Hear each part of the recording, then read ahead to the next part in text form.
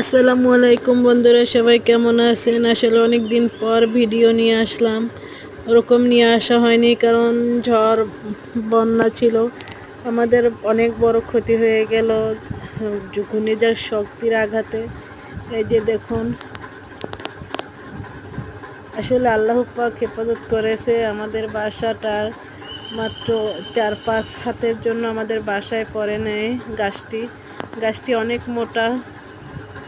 দেখুন কিভাবে বাতাসে বন্যায় শক্তির প্রভাবে গাছটি পড়ে গেছে। 4-5 হাতের জন্য আমাদের বাসায় পড়ে নাই, বাসায় ছিল আমার আম্মা, আমার বাচ্চা এবং আমার একটা বোনের ছেলে। আমি বাড়িতে ছিলাম না সেদিন রাত্রে। যাই হোক, দেখুন কত বড় গাছ। আল্লাহ পাক সবাইকে হেফাজত করেছে।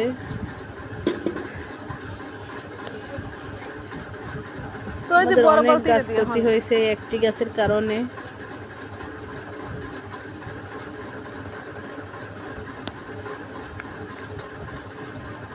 দেখুন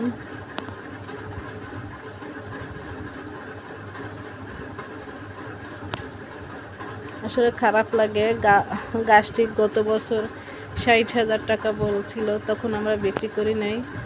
এবার বলছিল 70,000 টাকা।